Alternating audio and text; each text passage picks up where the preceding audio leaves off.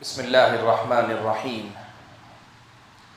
الحمد للہ رب العالمین والصلاة والسلام على اشرف الانبیاء والمرسلین وعلى آلہ واصحابہ اجمعین ومن تبعهم بإحسان الى یوم الدین.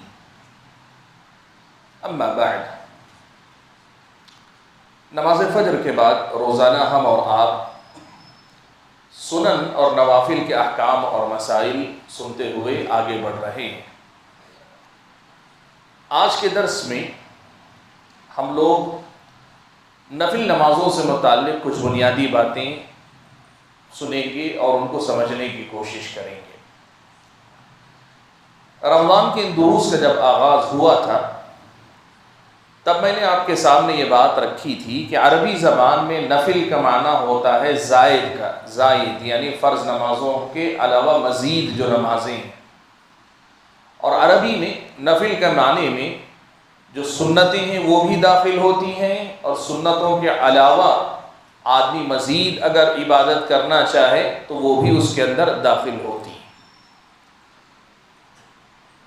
پچھلے جتنے درس آپ کے سامنے ہوئے، ان دروس میں جتنی نمازوں کا آپ کے سامنے تذکرہ ہوا یہ ساری کی ساری سنتیں، اور سنت کا مطلب یہ کہ وہ نماز جو یا تو خود اللہ کے نبی صلی اللہ علیہ وسلم نے پڑھی ہو، یا آپ صلی اللہ علیہ وسلم نے پڑھنے کا حکم دیا ہو، یا آپ صلی اللہ علیہ وسلم کو پتہ چلا، آپ نے دیکھا صحابہ کو پڑھتے ہوئے اور آپ نے اسے برقرار رکھا ہو، تو یہ سنتیں. اردو میں نے آپ کو بتایا کہ سنت اور نفل میں استعمال میں بعض اہل علم فرق رکھتے ہیں. سنت کہتے ہیں وہ نمازیں جو اللہ کے نبی سے ثابت ہیں کہ اللہ کے نبی نے پڑھی ہیں، اللہ کے نبی نے پڑھنے کا حکم دیا، یا اللہ کے نبی صلی اللہ علیہ وسلم کے سامنے پڑھی گئیں اور ان کو اللہ کے نبی نے برقرار رکھا. اب اگر کوئی آدمی ان کے علاوہ مزید نمازیں پڑھنا چاہے تو ان کو نفل کہتے ہیں. یعنی یوں سمجھیے کہ عربی میں فرض اور نفل ہیں تو اردو میں ہو جائیں گی فرض ہیں، سنت ہے اور نفل ہے. اس طرح استعمال میں ایسا فرق، ورنہ ایسا کوئی فرق نہیں. آپ سنت کو بھی نفل کہیں اردو میں تو کوئی حرج کی بات نہیں جیسے عربی میں کہا جاتا. آج ہم بات کر رہے ہیں اردو کے حساب سے جسے ہم نفل کہتے ہیں، اور نفل کے معنی زائد کے ہیں، تو یہاں مراد فرض اور سنت کے علاوہ آدمی کو کسی کو عبادت کا شوق ہے. دیکھیے اہل علم نے، حضرت عبداللہ ابن مبارک وغیرہ نے یہ بات کہی ہے کہ علم جس طرح اللہ تعالیٰ کا رزق ہے، اللہ تعالیٰ کی توفیق ہے، ایسی عبادتیں بھی اللہ تبارک و تعالیٰ کی توفیق ہے. کسی کو اللہ تعالیٰ کسی کا دل نماز میں لگا دیتا ہے، کسی کا دل اللہ تبارک و تعالیٰ روزوں میں لگا دیتا ہے، اور کسی کا دل اللہ تعالیٰ قرآن کی تلاوت میں لگا دیتا ہے، اور کسی کا دل اللہ تبارک و تعالیٰ ذکر میں لگا دیتا ہے. تو الگ الگ جو عبادتیں ہیں آدمی کا دل کسی کسی عبادت سے زیادہ لگ جاتا ہے. تو اب ظاہر بات ہے جس کا شوق عبادت کا نماز میں ہو، اب وہ آدمی فرائض کے بعد جو سنت مؤکدہ ہو غیر مؤکدہ ہو ساری نمازوں کا اہتمام کرے گا، مزید اس کے اندر عبادت کرنے کا خیال ہوگا. ایسے ہی جو روزے رکھنے والے ہیں فرض روزوں کے بعد جو مسنون روزے ان کا اہتمام کریں گے، مزید ان کو اور نفل روزے رکھنے کا ارادہ ہوگا. تو ایسے لوگوں کے لیے اسلامی شریعت میں کیا بات بتائی گئی، کیا ایسا کر سکتے ہیں؟ جی ہاں، پیارے نبی صلی اللہ علیہ وسلم نے اس کی عمومی اجازت دی. اللہ کے نبی صلی اللہ علیہ وسلم نے نوافل کی، آج ہم بات کریں صرف نماز کی تو نفل نمازوں کے اللہ کے نبی صلی اللہ علیہ وسلم نے عمومی اجازت اللہ کے نبی صلی اللہ علیہ وسلم نے دی ہے. تو اس کو یوں سمجھیے کہ ایک طرح سے یہ بھی سنت ہی کے دائرے میں رہے گی، اس لیے کہ اللہ کے نبی کی اجازت ہی سے ہو رہی. ورنہ اگر اللہ کے نبی صلی اللہ علیہ وسلم کی اجازت نہ ہو تو بدعت میں بھی داخل ہو سکتی ہے نا. تو یہاں اللہ کے نبی صلی اللہ علیہ وسلم نے یہ کہا ہے کہ بندہ اگر کثرت سے عبادت کرنا چاہتا ہے، سنتوں کے بعد نوافل بھی پڑھنا چاہتا ہے، یہ بڑے خیر کی بات ہے. اور اس کا حکم یا اس کی اجازت یا اس کی فضیلت اور اس کی تاکید پیارے نبی صلی اللہ علیہ وسلم سے متعدد احادیث اور مختلف احادیث میں مجھ کو اور آپ کو ملتی. اس سلسلے میں سب سے پہلی جو حدیث آپ کے سامنے ذکر کروں گا وہ صحیح مسلم کی روایت ہے، جس کے راوی حضرت کعب بن عجرہ رضی اللہ تعالی عنہ. یہ صحابی اللہ کے نبی صلی اللہ علیہ وسلم کی خدمت کی خاطر رات میں خدمت کرنے کے لیے اللہ کے نبی صلی اللہ علیہ وسلم کے پیچھے لگے رہتے تھے. آپ کو معلوم ہے صحابہ اللہ کے نبی کی خدمت کرنے، اللہ کے نبی سے محبت کا اظہار کرنے کے الگ الگ طریقے اپنے اپنے انداز سے ڈھونڈ کر رکھے تھے. کعب بن عجرہ ایسے صحابی ہیں جو اللہ کے نبی کے آس پاس رات گزارتے تھے تاکہ آپ کی رات میں خدمت کریں، کہ رات میں خدمت کرنے والے کم ہوتے ہیں. تو ان کا کام کیا تھا؟ اللہ کے نبی صلی اللہ علیہ وسلم کی ایک تو حفاظت کرتے رات میں، دوسری یہ کہ اللہ کے نبی رات میں جب اٹھتے تو یہ بھی اٹھ جاتے، اور اللہ کے نبی صلی اللہ علیہ وسلم قضاء حاجت کے لیے جاتے تو آپ صلی اللہ علیہ وسلم کو پانی لا کر دینا، اس کے بعد پھر اللہ کے نبی وضو کرتے تو وضو کا پانی لا کے دینا. یہ ساری خدمتیں حضرت کعب بن عجرہ کیا کرتے تھے. کہتے ہیں کہ میں اللہ کے نبی کے ساتھ رات میں وقت گزارا کرتا تھا. تو ایک دن اللہ کے نبی صلی اللہ علیہ وسلم نے مجھ سے کہا کہ سل، یعنی تمہارا کوئی مطالبہ ہے، تمہارا کوئی سوال ہے، کوئی چیز تمہاری حاجت ہے تو میرے سامنے رکھو. مقصد کیا تھا؟ اللہ کے نبی صلی اللہ علیہ وسلم ان کی خدمت سے خوش تھے، ان کے حق میں دعا کرنا چاہ رہے ہیں اللہ کے نبی. اللہ کے نبی نے کہا کہ اللہ کے نبی نے کعب بن عجرہ سے کہا سل، پوچھو، مانگو، کیا مانگتے ہو؟ حضرت کعب بن عجرہ، دیکھیے صحابہ بڑے جو ہے ماشاءاللہ معاملہ فہم تھے. حضرت کعب بن عجرہ نے سیدھے بڑی اہم چیز مانگ لی. کہا اسألک مرافقتک فی الجنہ، اے اللہ کے نبی جنت میں بھی میں آپ کے ساتھ رہنا چاہتا ہوں. جیسے یہاں میں اب آپ کے ساتھ ساتھ ہوں، جنت میں بھی میں آپ کے ساتھ رہنا چاہتا ہوں. اللہ کے نبی نے کہا او غیر ذلک، اس کے علاوہ کوئی اور بات ہو تو پوچھ لو. حضرت کعب بن عجرہ نے کہا نہیں اللہ کے نبی بس یہی مجھے چاہیے.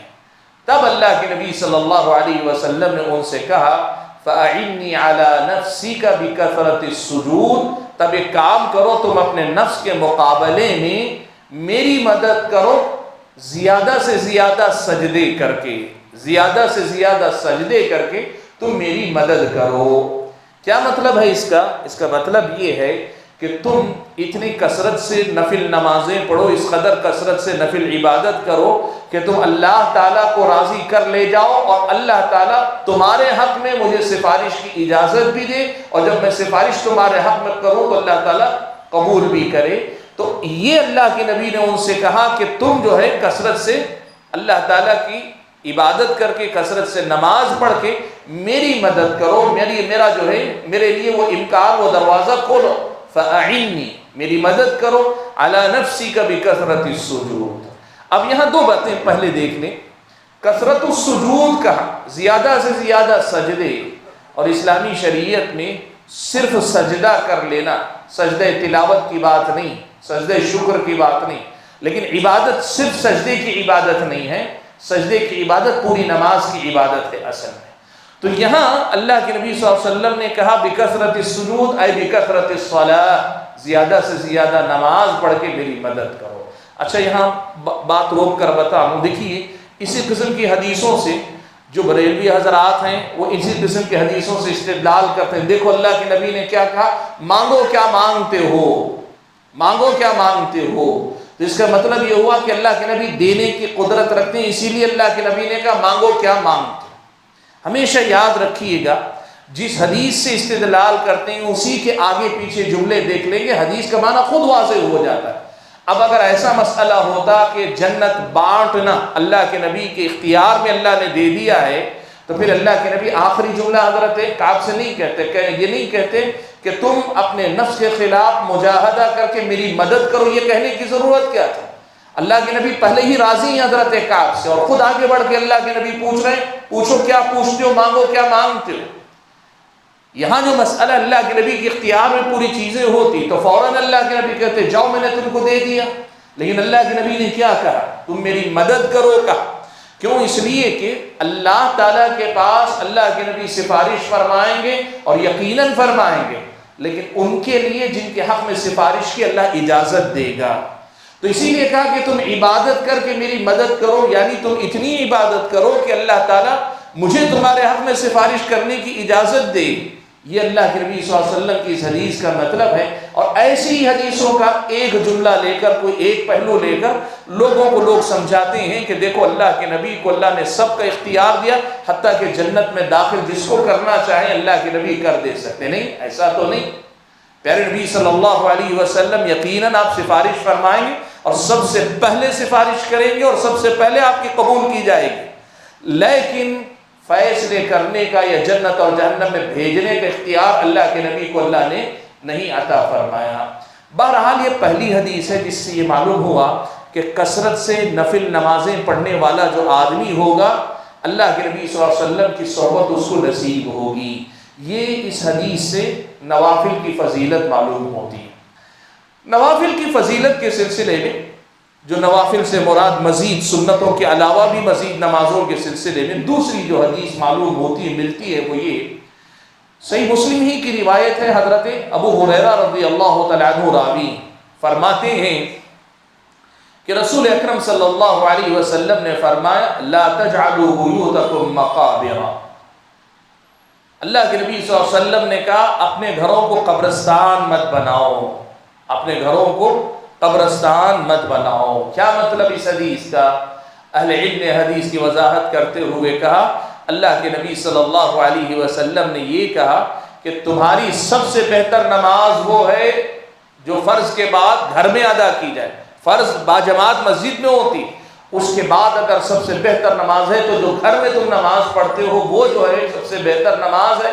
لہٰذا اس نماز سے اپنے گھر کو آباد رکھو اور اپنے گھروں کو قبرستان مت بناؤ، اس لیے کہ گھروں میں نماز نہیں پڑھی گئی تو گویا وہ قبرستان، گھروں میں نماز نہیں پڑھی گئی تو گویا وہ قبرستان۔ اب گھروں کو قبرستان بنانے سے بچنا ہے تو سنتوں کی پابندی کریں، اور اگر سنتیں مسجد میں پڑھ لیتے ہیں کم سے کم نوافل کثرت سے گھر کے اندر وقتاً فوقتاً پڑھتے رہیں۔ آپ تحیۃ الوضو پڑھ لیا کریں یا دیگر عام نفل نمازیں پڑھ لیا کریں۔ تو اس حدیث سے بھی اس بات کا پتہ چلتا ہے کہ آدمی کو کثرت سے نفل نمازیں پڑھنے کا اہتمام کرنا چاہیے، اور نوافل کا اہتمام کرنے کی ترغیب اس حدیث سے بھی ملتی ہے جو حدیث قدسی پیارے نبی صلی اللہ علیہ وسلم سے حضرت ابو ہریرہ ہی روایت فرماتے ہیں، اللہ کے نبی نے فرمایا من عاد لی ولیا فقد آذنتہ بالحرب۔ جو آدمی میرے ولی، میرے قریبی بندے، میرے محبوب بندے سے دشمنی کرے گا، فقد آذنتہ بالحرب۔ اللہ کے نبی کہتے ہیں کہ اللہ نے کہا، حدیث قدسی ہے، جو میرے ولی، میرے قریبی، میرے محبوب بندے سے دشمنی کرے گا میں اس کے خلاف جنگ کا اعلان کرتا ہوں۔ اب یہ ولی کون ہے؟ اللہ کا مقرب بندہ کون ہے؟ کون اللہ کا چہیتا بندہ، محبوب بندہ ہے؟ وہ حدیث کے اگلے ٹکڑے میں اللہ نے بتایا۔ اللہ نے سب سے پہلے فرائض کا تذکرہ کیا، کہا کہ بندہ فرائض کو ادا کر کے مجھ سے قریب ہوتا ہے تو مجھے جتنا پسند آتا ہے دوسری عبادتیں یا سنتوں اور نوافل کو ادا کر کے قریب ہو تو مجھے اتنی خوشی نہیں۔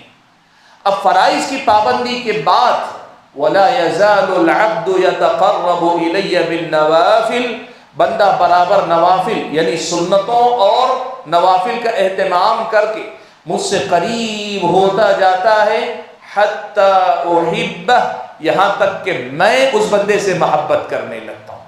بہت بڑا درجہ، بہت بڑا مقام، بہت بڑی فضیلت کہ اللہ تبارک و تعالیٰ بندے سے محبت کرنے لگتا ہے، یعنی اللہ تعالیٰ کا محبوب بن جاتا ہے بندہ، اللہ کا ولی بن جاتا ہے۔ اور پھر آگے اللہ تعالیٰ نے کہا فَإِذَا أَحْبَبْتُ، پھر جب میں اس بندے سے محبت کرنے لگتا ہوں، كُنْتُ سَمْعَهُ الَّذِي يَسْمَعُ بِهِ، میں اس کی سماعت ہوتا ہوں جس سے وہ سنتا ہے، میں اس کی بصارت ہوتا ہوں جس سے وہ دیکھتا ہے، میں اس کا ہاتھ ہوتا ہوں جس سے وہ پکڑتا ہے، میں اس کا پیر ہوتا ہوں جس سے وہ چلتا ہے۔ اس حدیث کا صحیح مطلب یہ ہے کہ اللہ تعالیٰ پھر بندے کو اپنے حفظ و امان میں لے لیتا ہے اور ایسی توفیق سے مالا مال کرتا ہے کہ سماعت ہے تو بندے کی، بندہ سنتا ہے اپنے اختیار اور مرضی سے، لیکن وہی سنتا ہے جس کا سننا اللہ کو پسند آئے۔ اپنی آنکھوں سے دیکھتا انسان کی اپنی بصارت اپنے اختیار سے دیکھتا، لیکن دیکھتا وہی ہے جس کا دیکھنا اللہ تعالیٰ کو پسند ہے، اور یہی ہاتھ کا معاملہ، یہی پیر کا معاملہ اللہ کے حفظ و امان اور اس کی توفیق میں بندہ آ جاتا ہے۔ اور اتنا ہی نہیں، آگے اللہ نے کہا بندہ مستجاب الدعوات ہو جاتا ہے، یعنی اللہ تعالیٰ نوافل کے ذریعے اللہ سے قربت پیدا کرنے والے کو یہ مقام دیتا ہے کہ پھر اگر وہ دعا کرے وَلَئِن سَأَلَنِي لَأُعْطِيَنَّ، اگر وہ سوال کرتا ہے میں ضرور اس کو دے دیتا ہوں، وَلَئِنِ اسْتَعَاذَنِي لَأُعِيذَنَّ، اگر وہ پناہ مانگتا ہے کسی بھی شر سے تو میں اس کو پناہ میں لے لیتا ہوں، یعنی خیر مانگے تو دے دیتا ہوں، شر سے بچنے کی دعا کرے تو میں بچا لیتا ہوں۔ خیر اور شر دونوں کے معاملات اللہ کے ہاتھ میں، اللہ دونوں کی ضمانت بندے کو دے رہا ہے۔ اس حدیث سے سب سے پہلا مسئلہ تو یہ معلوم ہوتا ہے کہ فرائض کی پابندی کے ساتھ نوافل کا اہتمام کرنے والا جو بندہ ہوتا ہے وہ اللہ کا محبوب، اللہ کا چہیتا اور اللہ کے ان انعامات کا مستحق اور اللہ تعالیٰ کا ولی بن جاتا ہے، اللہ کا مقرب بندہ بنتا ہے۔ اور دوسری بات یہ بھی معلوم ہوتی ہے، جیسے سنی حضرات کے پاس آپ دیکھیں گے وہ اولیاء کا ذکر کریں گے تو ہمیشہ صوفیہ میں سے ہی اولیاء نکالیں گے، سلسلے والے، بیعتوں والے اولیاء صرف ان میں ہی نکالیں گے، ان کے علاوہ کوئی اور ولی نہیں۔ عوام الناس بیچارے صرف مرید ہو سکتے ہیں، وہ کبھی جو ہے وہ عوام میں سے کوئی کبھی ولی بنے اس کا کوئی تصور نہیں، عوام صرف ان کی خدمت کریں گے۔ اولیاء کون ہوں گے؟ کہا وہ خاندان والے جو اللہ کے نبی کے خاندان سے ہوں یا صوفیہ کے خاندان سے ہوں، وہی ولی بن سکتے ہیں۔ اللہ کا دین ایسا نہیں۔ اس حدیث کو دیکھیں، کوئی بھی بندہ مومن، کوئی بھی بندہ مومن ایمان والا ہونے کے ساتھ اللہ کا تقوی اختیار کر رہا ہے اور تقوی کے باب میں خاص طور پر فرائض اور سنتوں کا، نوافل کا اہتمام کرتا ہے، سب اللہ تعالیٰ کے اولیاء یعنی مقرب بندے ہیں۔ اسی لیے ولایت جسے کہتے ہیں، ولی ہونا، یہ کوئی خاص ایسا میدان نہیں ہے کہ خاص کسی سلسلے سے جڑے تبھی ملے گا، نہیں۔ ہر بندہ مومن جو اللہ کی سچی بندگی کرے گا، اخلاص کے ساتھ بے انتہا اللہ کی محبت میں ڈوب کر محبت کرتا جائے گا، وہ اللہ کا محبوب رفتہ رفتہ بنتا چلا جائے گا۔ اسی لیے بعض اوقات لوگ بڑا جو ہے مزے لے کر کہتے ہیں کہ اہل حدیثوں میں کوئی اولی نہیں۔ وہ یہ کہتے ہیں کہ دیکھو سارے اولیاء جتنے وہ سب ہمارے اولیاء ہیں، اہل حدیثوں کا کوئی ولی نہیں۔ وجہ اس کی کیا ہے؟ ولایت کو انہوں نے کچھ خاندانوں میں، کچھ سلسلوں میں بانٹ کر رکھا ہے، اور جیسے ہی انتقال ہوتا ہے ان کی قبر ہوتی ہے، قبر کے بعد مزار بنا دیا جاتا ہے اور اس کے بعد حاضری لگنا شروع ہو جاتی ہے۔ اہل حدیثوں کے ہاں یہ ولایت کا تصور نہیں۔ اہل حدیثوں کے ہاں سیدھا سیدھا مسئلہ یہ ہے، ہر بندہ مومن اللہ کا ولی ہے، اللہ کا مقرب بندہ ہے۔ ہاں ولایت کے درجے، اللہ کے قربت اور اللہ کے نزدیک جانے کے درجات، جو جس قدر اللہ کا مقرب بندہ بن پایا وہ اس قدر زیادہ اعلیٰ درجے کا ولی ہے۔ اور اس اعتبار سے ہمارے نزدیک اللہ کے نبی کے بعد سب سے بڑے اولیاء صحابہ، پھر اس کے بعد ہر دور کے جو بہترین علم اور عمل میں سب سے اعلیٰ درجے پر ہوں گے وہ اللہ تعالیٰ کے اتنے ہی زیادہ مقرب بندے ہوں گے۔ جیسے قرآن میں کہا الا ان اولیاء اللہ لا خوف علیہم ولا هم يحزنون، جو اللہ کے اولیاء ہیں ان کو خوف بھی نہیں ہوگا، وہ غم بھی نہیں کریں گے۔ یہ اولیاء کون ہیں؟ الذین آمنوا وکانوا یتقون، جو ایمان لائے اور اللہ تعالیٰ کا تقوی اختیار کیا کرتے تھے۔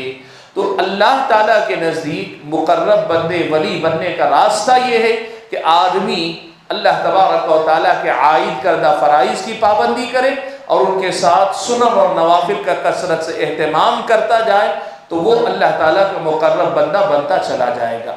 تو یہ گویا تیسری ایک اور حدیث ہے جس سے نفل نمازوں کے کثرت سے اہتمام کرنے کا پتہ چلتا ہے کہ اللہ تعالیٰ کے محبوب اور اس کی ولایت حاصل کرنے والے بندوں میں شامل ہونے کا یہ ذریعہ ہیں۔ اللہ سے دعا کیجیے کہ اللہ تعالیٰ مجھے اور آپ سبھی حضرات اور خواتین کو یہ جو نوافل ہیں ان نوافل کو بھی اپنی زندگی میں کثرت سے لانے کی توفیق عنایت فرمائے۔ آمین۔ وآخر دعوانا ان الحمد للہ رب العالمین۔